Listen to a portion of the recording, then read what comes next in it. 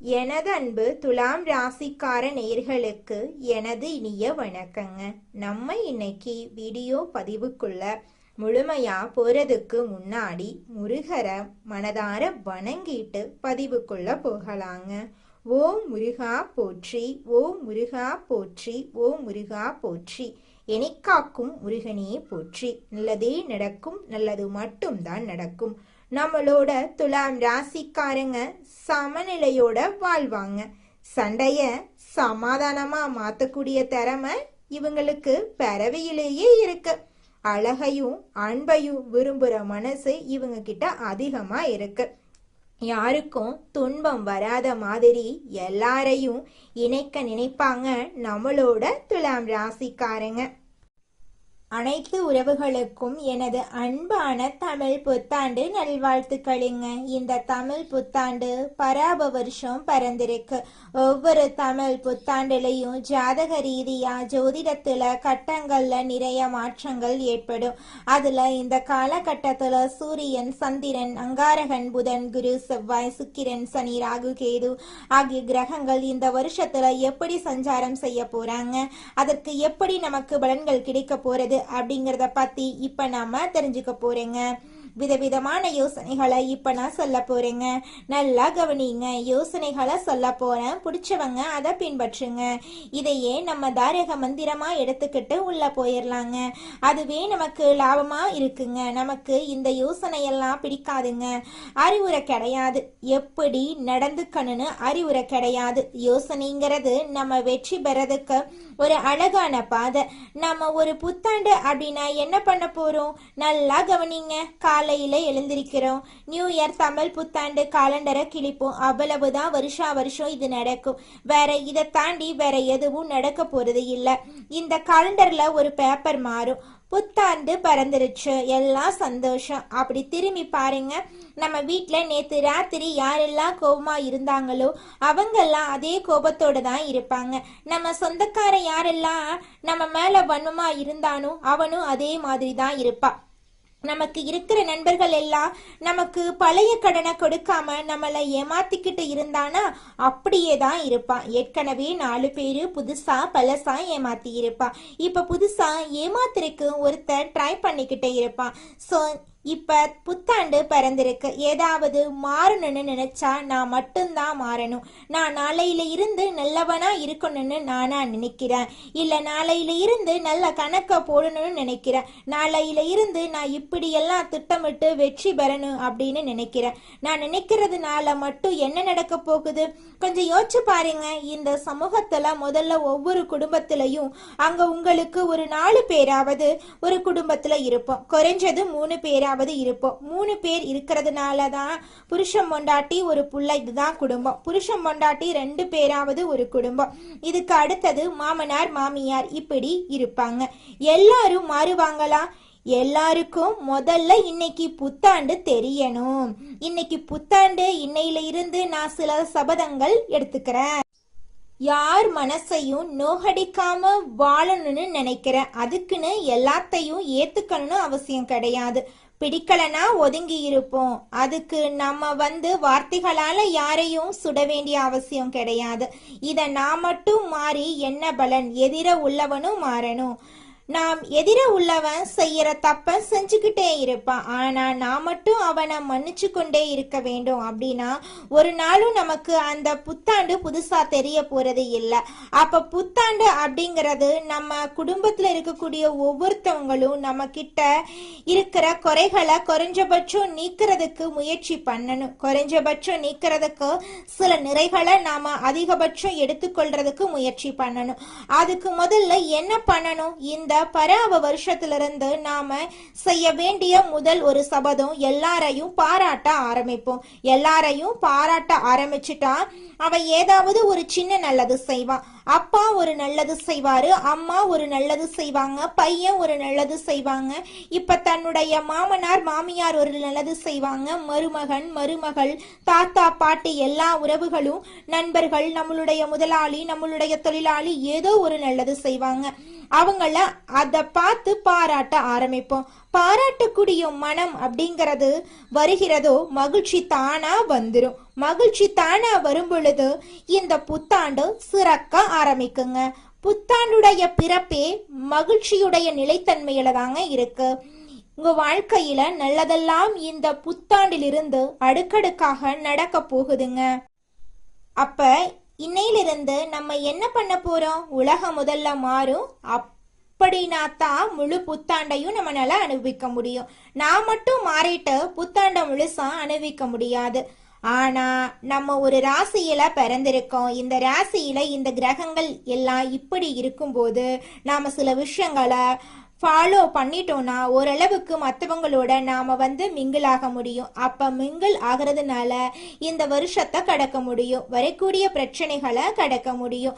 அப்ப பிரச்சனைகளை எப்படி கடக்கிறது அப்படிங்கிறத விட பிரச்சனைகளை தடுத்து அதை கடப்போம் அப்படிங்கிற உயர்ந்த எண்ணத்தோட இப்ப நாம வாழ்க்கையில நடக்கக்கூடிய ஒவ்வொரு பிரச்சனைகளுக்கும் தீர்வுகளை கண்டுபிடிச்சு முயற்சி பண்ணா நிச்சயமா நம்மனால வாழ்க்கையில கூடிய விரைவில் வெற்றி அடைய முடியுங்க. இந்த துலாம் ராசிக்காரங்க உடல் தூய்மை எல்லாருக்கும் ரொம்ப ரொம்ப பிடிக்கும். உடம்ப சுத்தமா வச்சுக்கணும்.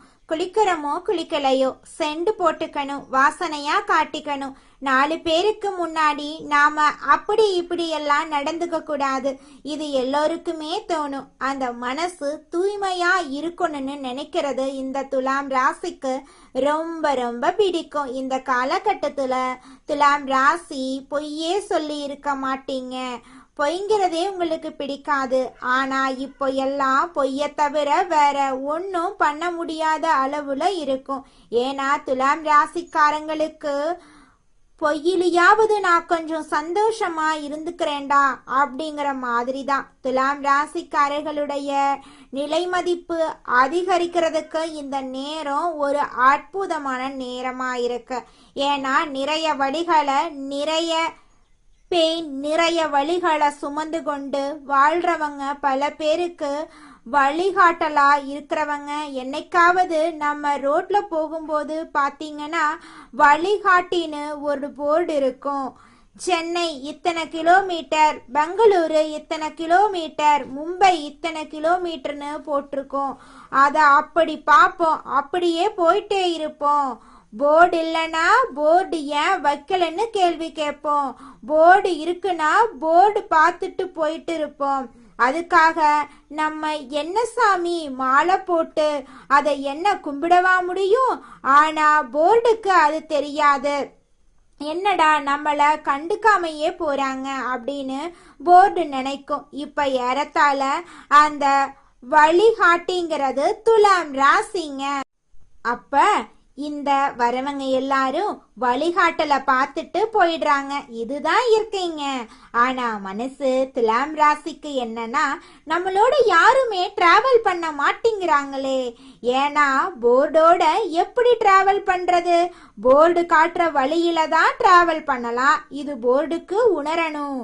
இப்ப நீங்க துலாம் ராசிக்கு சாதகமா பேசுறீங்களாமா, பாதகமா பேசுறீங்களாமா? பல பேருக்கு நிச்சயமா டவுட் வரும். உண்மையா பேசிக்கிட்டு இருக்கங்க.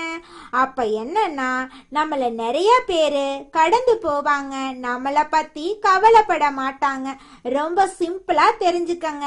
நம்மள கடந்து போவான், அவன் நம்மள வச்சு செய்வான், அவன் வேலைக்காக பயன்படுத்திப்பான். ஆனா நம்மளோட அக்கறையா ஹேண்டில் பண்ண மாட்டான். நம்மள பத்தி துளி கூட யோசிச்சு பார்க்க மாட்டாங்க. இதுதாங்க நம்ம வாழ்க்கையே. இத புரிஞ்சுக்கிட்டா நம்மனால வாழ்க்கையில சீக்கிரமா ஜெயிக்க முடியுங்க. ஒருத்தவங்க திருப்பதிக்கு போயிட்டு 5 லட்டு வாங்குறாங்க. 5 லட்டையும் அவங்க சாப்பிடுவாங்கன்னு பாத்தீங்கன்னா கிடையவே கிடையாதுங்க. அவங்களுக்கு தெரிஞ்சவங்களுக்கு ஷேர் பண்ணி தருவாங்க. பிடிச்ச பொருளா இருந்தாலும் அதுக்கு மேல அது தேவைப்படாத போதுதான் வெளியில கொடுப்பாங்க. ஆனா பிடிக்கிற பொருளை கூட மற்றவனுக்கு கொடுத்துட்டு சும்மா இருக்கிறவங்க இந்த துலாம் ராசிக்காரங்க. இப்படி முரண்பாடு கொண்டு இந்த உலகத்துல எப்படிங்க நிம்மதியை தேடிக்கிட்டு இருக்க முடியும்? எப்படி நிம்மதியை தேடுவீங்க? எப்படி மகிழ்ச்சியை தேட முடியும்? ஆர்கியூமெண்ட் பண்ற உலகங்க. இது இந்த ஆர்குமெண்ட் பண்ற உலகத்துல நீங்க எவ்வளவு தூரம் ஜெயிக்கிச்சுட்டு வந்துட்டு இருக்கீங்க தெரியுமா? அப்ப கடவுளுடைய கிஃப்ட், நீங்க கடவுளுடைய கிரேஸ் உங்களுக்கு நிறைய இருக்கு. அதை மட்டும் முதல்ல நம்பிக்கை வச்சுக்கங்க. மனுஷன் உங்களோட துணையா இருக்கணும்னு அவசியம் இல்லை. கடவுள் உங்களோட துணையா இருக்காரு. பல பேருக்கு வழிகாட்டியா நீங்க இருக்கீங்க. அப்ப இந்த வருஷத்துல உங்க மதிப்பு உயரும், மரியாதை உயரும், பதவிகள் உயரும், தலைமை பொறுப்புகள் ஏற்படும், குடும்பத்துல உங்க பெருமை உயர்த்தப்படும், கொஞ்சம் செலவு அதிகரிக்கும். இதையெல்லாம் செஞ்சா அதையும் செய்யணும். சூப்பரா ஒரு வீடு கட்டி இருப்பீங்க. சூப்பரா உங்க வாழ்க்கையில நல்லதெல்லாம் இனி வரக்கூடிய காலங்கள்ல அடுக்கடுக்கா நடக்க போகுதுங்க. துலாம் ராசிக்காரர்களே, இந்த தமிழ் புத்தாண்டுல இருந்து உங்களுடைய உடல்ல ஒரு சக்தி ஏற்படும். முடியாதவங்களுக்கு கூட உடல்ல வலிமை ஏற்படும். இந்த வருஷத்துல டோன்ட் ஃபீல், உங்க உடம்பு நல்லா இருங்க. ஆனா மருந்து மாத்திரையில உங்க உடம்பு நல்லாகிறத விட உங்க மன தைரியத்துல தான் உங்க உடம்பு நல்லாகும்.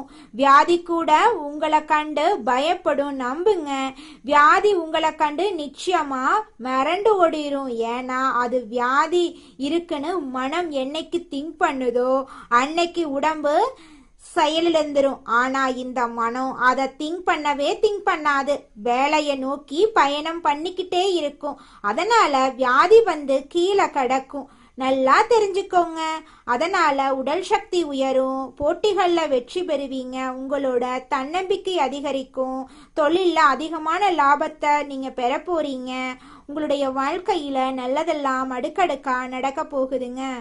அடுத்ததாக நம்முடைய துலாம் ராசியில் இருக்கக்கூடிய ஒவ்வொரு நட்சத்திரக்காரர்களுக்கும் இந்த மாதம் எப்படி இருக்குன்னு பார்க்கலாங்க.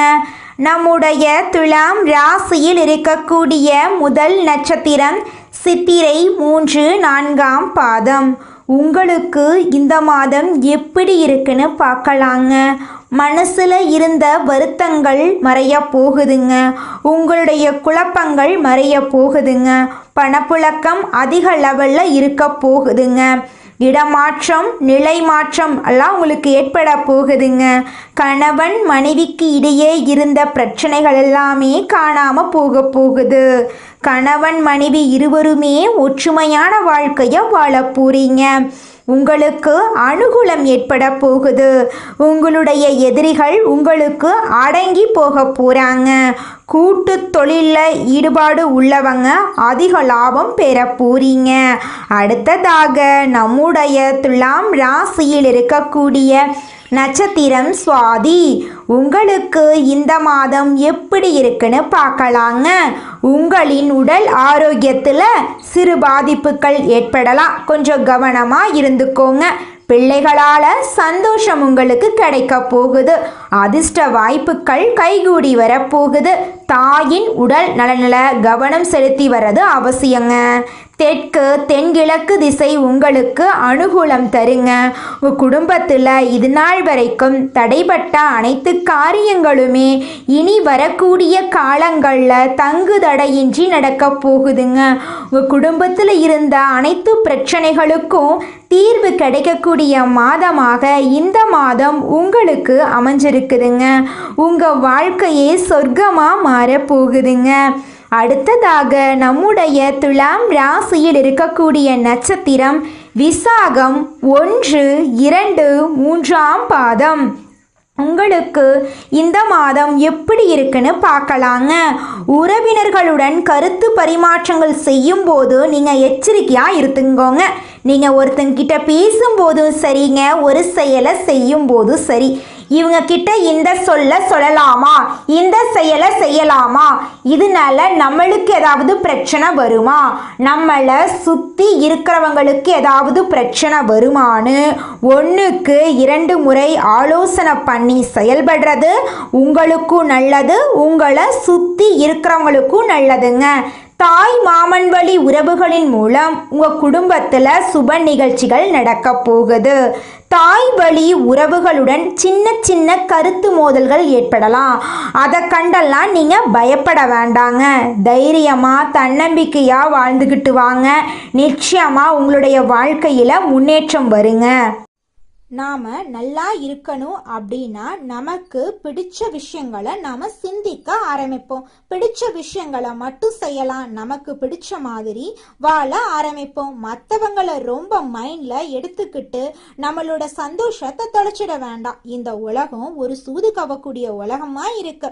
இந்த குடும்பங்கள் சூது கவக்கூடிய குடும்பங்களா இருக்கு. குடும்ப உறுப்பினர்களும் அப்படித்தான் நடந்துக்கிறாங்க. நிறைய பேர் வீட்டுல பொய் சொல்றாங்க, உண்மையா இருக்கிற மாட்டேங்கிறாங்க. ஒட்டு மொத்த ஒரு உலகத்தையும் நம்மளோட ஒரு ஆளால திருத்தலாம் முடியாதுங்க. எல்லோரும் திருந்துறதுக்கு முயற்சி பண்ணாதான் எல்லாரையும் திருத்த முடியும். அதனால இந்த வருஷ பரப்புல இருந்து ஒண்ணு செய்யலாங்க. எல்லோரிடமும் எல்லார்கிட்டையும் எதிர்பார்க்காம நம்ம நடந்துக்கிறத பார்த்து அவங்க நடந்துக்கிற அளவுக்கு நாம சில மாற்றங்களை உண்டு பண்ணுவோம். நம்ம நல்லதா நடந்துக்க ஆரம்பிப்போம். இந்த உலகமும் நல்ல விதமா நடந்துக்க ஆரம்பிக்கும். ஸோ நம்ம விதை எதை போடுறோமோ அதை கண்டிப்பா பயிர் அறுவடை செய்வோம். இந்த வருஷம் ரொம்ப சிறப்பா இருக்கும். எல்லாரும் உடல் நலத்தோட சந்தோஷமான வாழ்க்கைய வாழ போறீங்க. களையாத கல்வி, குறையாத வயது, கவடு வராத நட்பு, கன்றாத வளமை, குன்றாத இளமை, கழுவினி இல்லாத உடல், சடியாத மனம், அன்பகலாத கணவன் மனைவி உறவு, நண்பர்கள். ஏன்னா நான் கொஞ்சம் மாத்தித்தான் இந்த இடத்துல சொல்றேன். எல்லாமே இதுல வரணும்னா அன்பகலாத, தவறாத சந்தானம், தாழாத கீர்த்தி, மாறாத வார்த்தை, தடைகள் வராத கொடை. நம்ம கொடுக்கறத கூட இன்னொருத்தன் தடுத்து நிறுத்திடக்கூடாது. தடைகள் வராத கொடை, தொலையாத நிதி, இதயம் கோணாத கோல், ஒரு துன்பமில்லாத நல்வாழ்வு கிடைக்க பராசக்தி அபிராமி அன்னையை வணங்கி நம்மளுடைய புத்தாண்டை தொடங்கலாங்க. நிச்சயமாக நம்மளுக்கு இந்த புத்தாண்டுல நல்லது தாங்க நடக்கும். இந்த புத்தாண்டு சிறப்பாக இருக்கும். மன நம்பிக்கையும் மன தைரியமும் முதல்ல நம்ம விதைக்கலாம். எதுவும் நம்மளால் முடியும். நன்மையும் தீமையும் நம்மளாதான் வருது. நம்ம செயலாலதான் வருது, சொல்லாலதான் வருது. நல்லதே செய்வோம், நல்லதை செய்வோம், நல்லதே நடக்கும். உங்கள் வாழ்க்கையில் மேலும் நல்லதெல்லாம் நடக்க நீங்கள் செய்யக்கூடிய பரிகாரம் என பார்த்தீங்கன்னா, உங்கள் வீட்டுக்கு பக்கத்தில் இருக்கக்கூடிய வயதான முதியவர்களுக்கு உங்களால் முடிந்த உதவிகளை செஞ்சுக்கிட்டு வாங்க. இந்த உதவியை செய்யறதன் மூலமாக நீங்கள் செஞ்ச பாவங்கள் நிச்சயமாக குறையுங்க. உதவி செய்யணும் அப்படிங்கிறதுக்காக நீங்கள் ஆயிரக்கணக்கில் லட்சக்கணக்கில் பணம் செலவு பண்ணணும் அப்படிங்கிற அவசியம் கிடையாதுங்க. உங்களால் முடிஞ்ச அளவுக்கு ஒரு வேளை முதியவர்களுக்கு உணவு வாங்கி கொடுத்தா கூட போதுங்க. இந்த உதவியை செய்யறதன் மூலமா உங்க வாழ்க்கையில நல்லது தாங்க நடக்கும். நல்லது மட்டும்தாங்க நடக்கும். நன்றி, வணக்கம்.